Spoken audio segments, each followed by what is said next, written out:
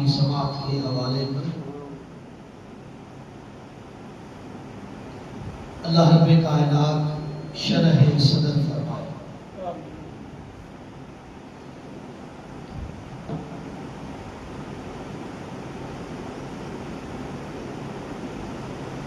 یہ عنوان بڑا ہی اعلیٰ اور جامع عنوان ہے، اور آج کل اس سوسائٹی اور معاشرے کی انتہائی اہم ضرورت ہے۔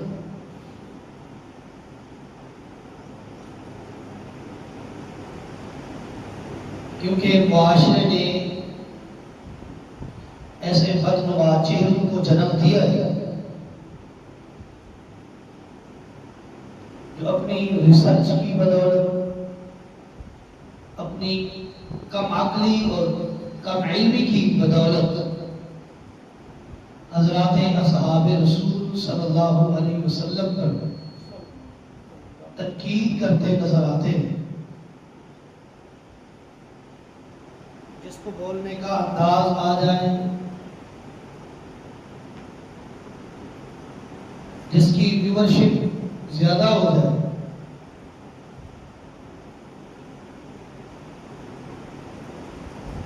جس کے سامعین اور ناظرین تعداد کی لحاظ سے بڑھ رہے ہو، تو اس کو ایک الرجی پیدا ہوتی ہے کہ اصحاب رسول پر تبرہ کی جائے۔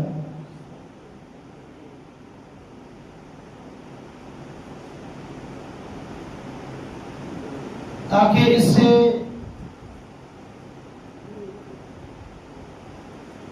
میرا نام روشن ہو،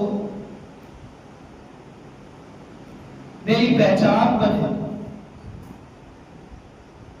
یعنی پہچان بنانے کے لیے، ویورشپ انکریزمنٹ کرنے کے لیے، چند ٹکوں کے لالچ میں اپنے یوٹیوب چینل کو پروموٹ کرنے کے لیے موبائل کے سامنے، اسکرین کے سامنے، کیمرے کے سامنے بیٹھ کر حضرات اصحاب محمد صلی اللہ علیہ وسلم پر تنقید کرتے نظر آتے ہیں، جن کی کوئی حیثیت نہیں، کوئی معیار نہیں، کوئی سٹینڈرڈ اور کوئی سٹیٹس نہیں ہے،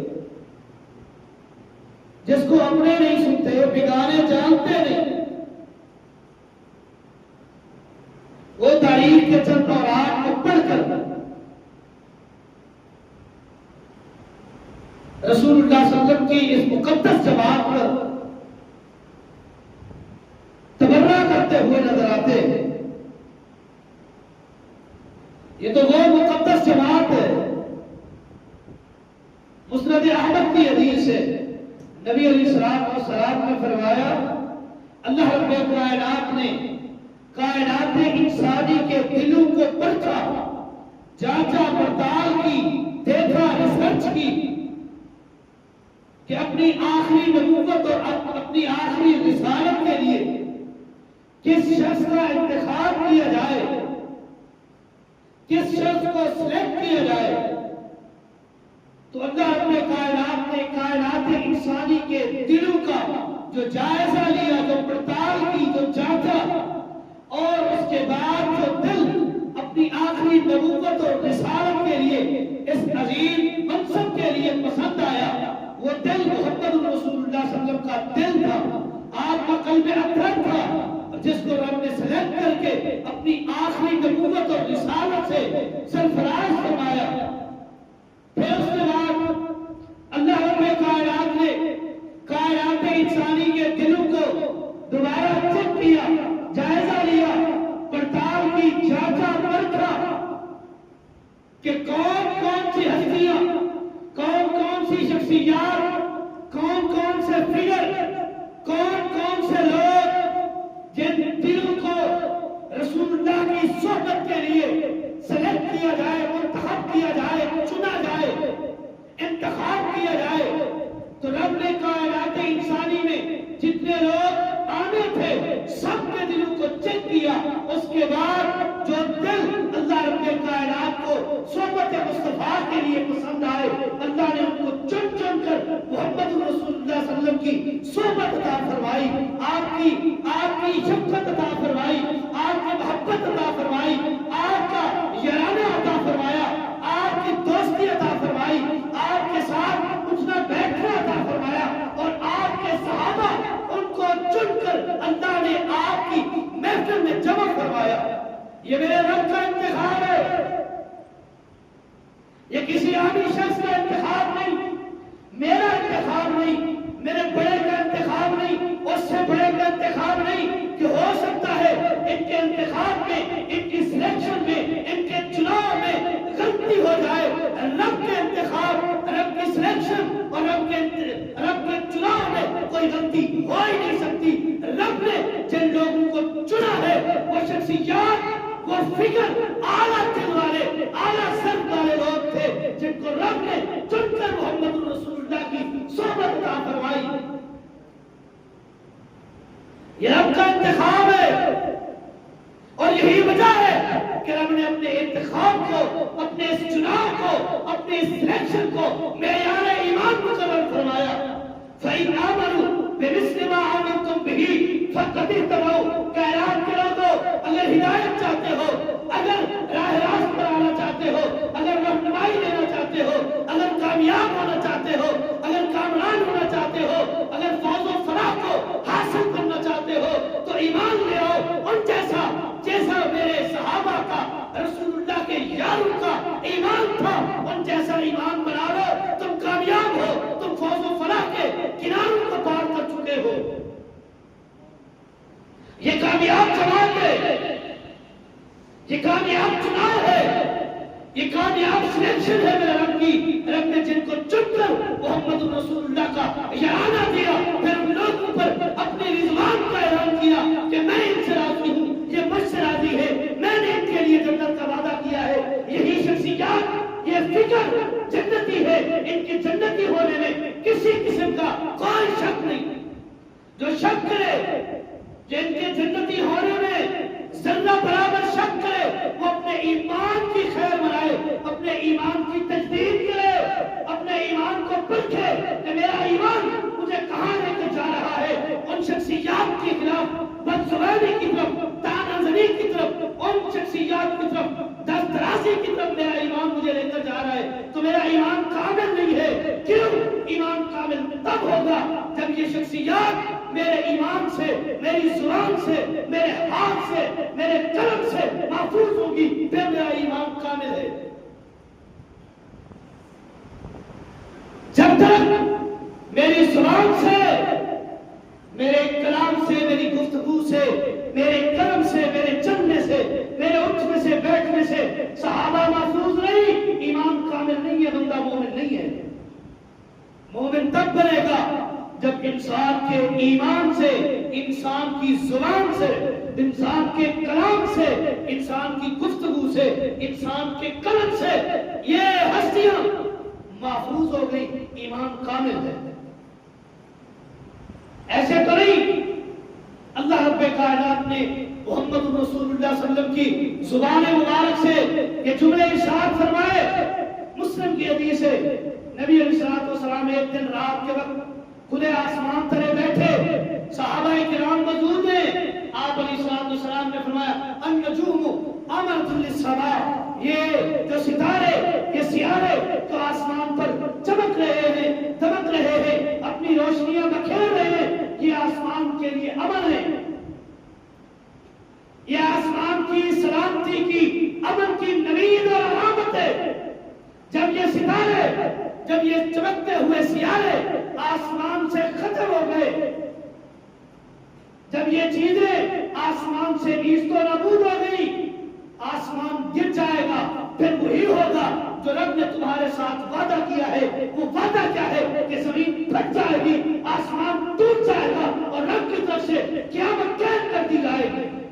یہ ستارے آسمان کے لیے امانت اور سلامتی کی نوید اور نشانی ہے۔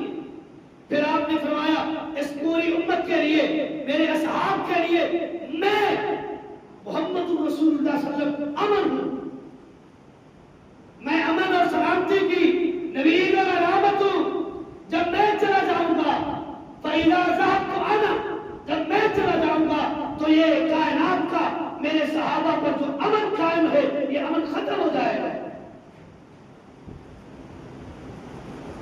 آگے نبی علیہ الصلوۃ والسلام نے فرمایا میرے صحابہ بقیہ امت کے لیے جو ان کے بعد آئیں گے ان کے لیے میرے صحابہ امن ہیں.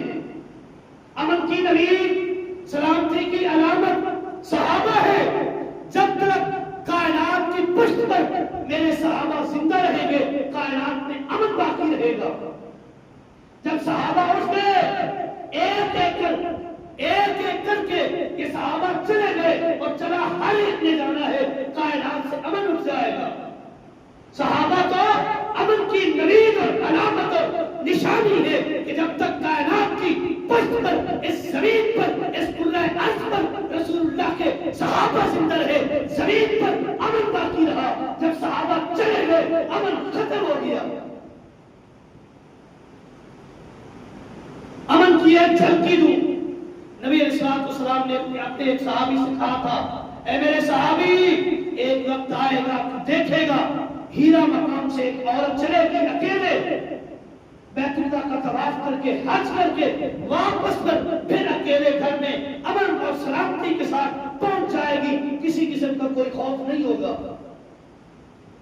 اور صحابی نے سوال کیا اللہ کے رسول یہ ہیرا مقام اور بیت اللہ کے درمیان جو راستہ ہے یہ سارے ڈکیت لوگوں کا لازموں کا چوروں کا لٹیروں کا راستہ ہے. کیا وہ لوگ لٹیرے ختم ہو جائیں گے مر جائیں گے یہ مٹ جائیں گے ان کا خاتمہ ہو جائے گا کیونکہ یہ عورت امن کے ساتھ بیت اللہ کا طواف کر کے واپس امن کے ساتھ سلامتی کے ساتھ گھر پلٹ جائے گی کیا یہ لوگ مر جائیں گے؟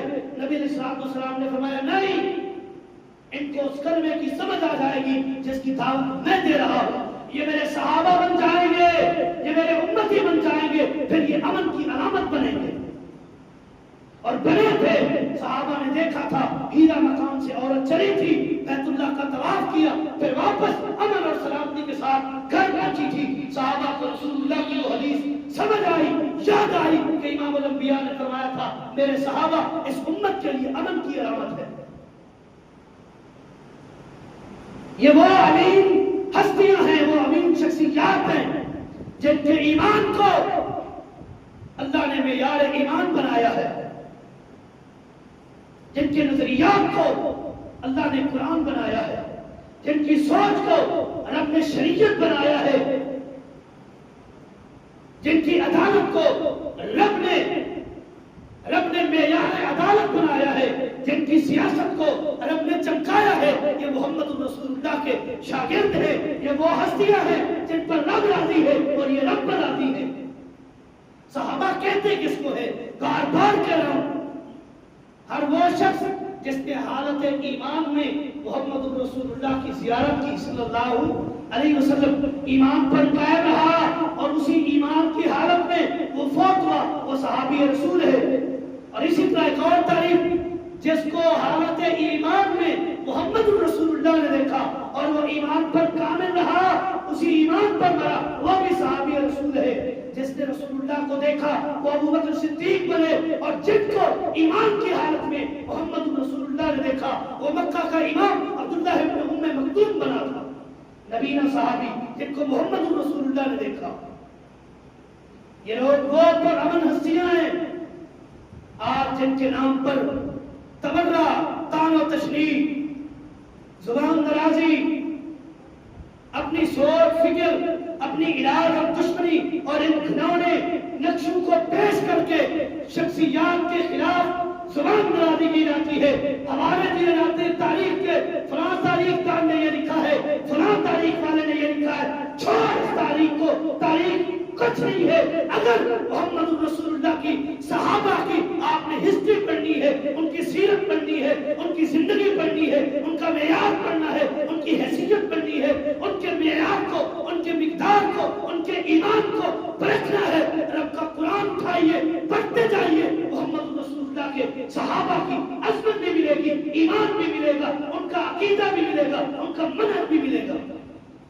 رسول اللہ کی حدیث پڑھے صحابہ کی عظمت ملے گی. تاریخ کس خاکے میں جائے گی تاریخ کی کوئی حیثیت نہیں. تاریخ کو ان کوڑا کرکٹ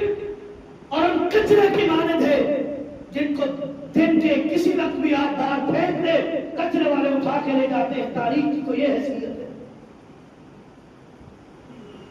صحابہ کرام تاریخی شخصیات نہیں، جملہ دینے لگا ہوں، صحابہ کرام تاریخی شخصیات نہیں، صحابہ کرام قرآنی شخصیات ہیں اور احادیث کی شخصیات ہے. اگر ان کی شخصیت کا مطالعہ کرنا ہے رب کے قرآن کو پڑھنا پڑے گا، محمد رسول اللہ کی حدیث کو پڑھنا پڑے گا. تاریخ چھوڑیں،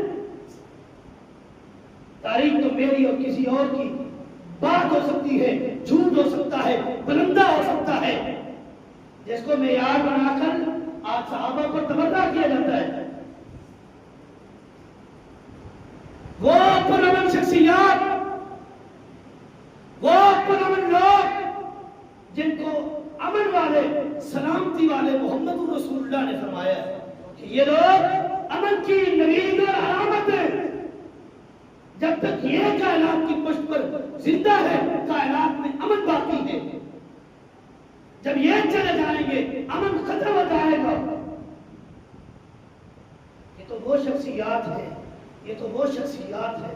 6 صحابی رسول امام الانبیاء کے سامنے بیٹھے ہیں. کون کون سے؟ غلام سارے غلام. بلال رضی اللہ تعالیٰ عنہ، مقداد، خباب، صہیب رومی، سلمان فارسی، یہ شخصیات امام الانبیاء کے سامنے جبے پہن کے بیٹھے ہوئے علم نبوت سے اپنے آپ کو منور کر رہے.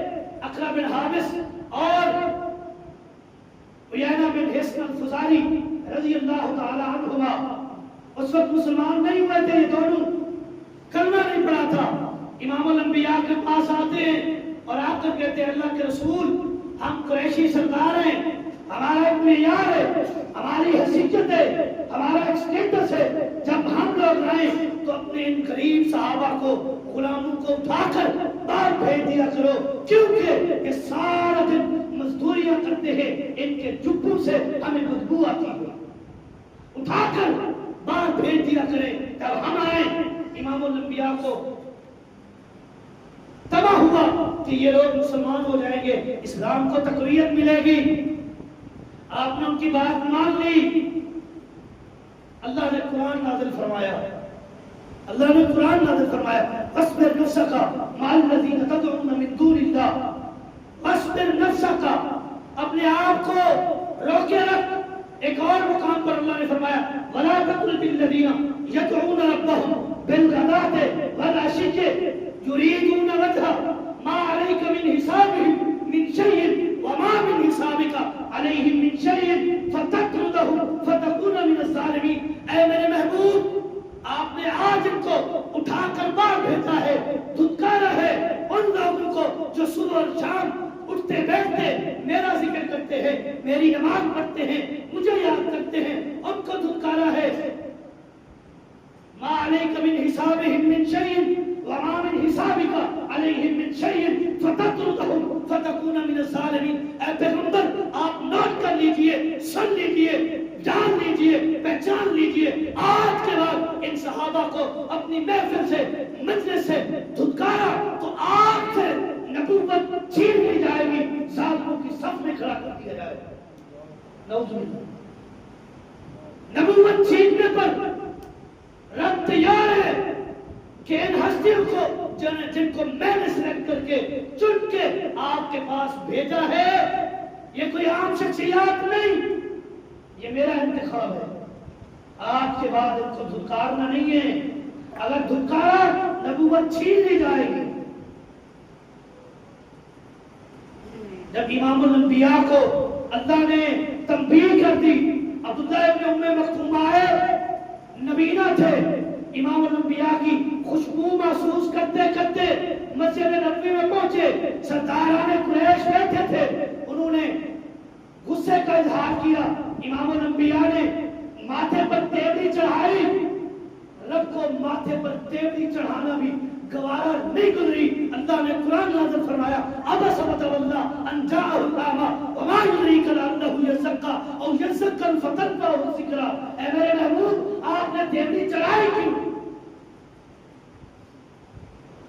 اس کے بعد جب عبداللہ ابن ام مکتوم مسجد نبوی میں آتے تھے، امام الانبیاء کھڑے ہو جاتے تھے استقبال کے لیے، آگے جا کر گلے لگاتے اور کہتے تھے یہ تو وہ شخصیت ہے جن کے لیے رب نے مجھے بھی جھنجھوڑ دیا تھا، اے پیغمبر تیوڑی مت چڑھائیں۔ عبداللہ بن ام مکتوم آئے، خوش دلی کے ساتھ ان کا استقبال کیجئے، اپنی محفل میں بٹھائیے۔ جب کافروں نے صحابہ کے ایمان پر بات کی، کہا کہ ہم ایمان لیں ان بے وقوفوں کی طرح، کما آمن السفہاء، ان بے وقوفوں کی طرح، نعوذ باللہ ان کی طرح ایمان لے آئے۔ اللہ نے کیا فرمایا؟ یہ اللہ کی سنت ہے جو صحابہ کے خلاف بھونک کے ان کی زبان کتے سے کھینچ کر پھینک دینی، یہ میرے رب کی سنت ہے۔ رب نے کیا فرمایا؟ الا انہم ھم السفہاء، رب نے ڈبل تاکید لگا کر اس بات کو بیان کیا، وہ بے وقوف نہیں، تم سے بڑا جاہل بے وقوف کم عقل کوئی نہیں ہے، وہ تو ایمان والے ہیں۔ رب کی سنت ہے۔ آج جس چوڑے کو دیکھیے، جس کی نہ شکل ہے نہ عقل ہے، جس کی چند ویور ہو جائیں، چند سننے والے ہو جائیں، اس کی سب سے پہلے زبان کھلتی ہے صحابہ کے خلاف کھلتی ہے۔ کوئی ڈر نہیں ہے، کوئی خوف نہیں ہے صحابہ کے خلاف زبان استعمال کرنے والا، وہ مودودی ہو، وہ جیلوی ہو، وہ جھالوی ہو، یا فاختہ لکھنے والا امیر حمزہ ہو، کوئی حیثیت نہیں ہے ان لوگوں کی۔ حیثیت ہے میرے سامنے، میرے مومن ساتھیوں کے سامنے، ایمان والوں کے سامنے، مومن اور مسلمانوں کے سامنے حیثیت ہے ان لوگوں کی جو صحابہ کے خلاف زبان درازی نہیں کرتے۔ وہ حیثیت والے ہیں، وہ صاحب حیثیت ہے، بقیہ کسی کی شخصیت کوئی حیثیت نہیں رکھتے۔ جن کے ایمان کو رب نے معیار ایمان بنایا، سب سے پہلے انہی کے ایمان کو ثابت کرنے کی کوشش۔ جہاد نہیں تو اور کیا ہے، کم عقلی نہیں تو اور کیا ہے، بے وقوفی نہیں تو اور کیا ہے۔ جن کو رب نے پہلے معاف کر دیا، جن سے رب نے جنت کا وعدہ پہلے کر لیا، اب ان کے جنتی اور جہنمی ہونے پر بحث کرے۔ ہم سے بڑا بے وقوف کوئی نہیں، کم عقل جاہل کوئی نہیں۔ آخری حدیث سنا کر اپنی بات ختم کرتا ہوں۔ امام الانبیاء نے فرمایا لا تسبوا اصحابی، میرے صحابہ کو گالیاں مت دو، ان کے خلاف زبان غیر استعمال مت کرو۔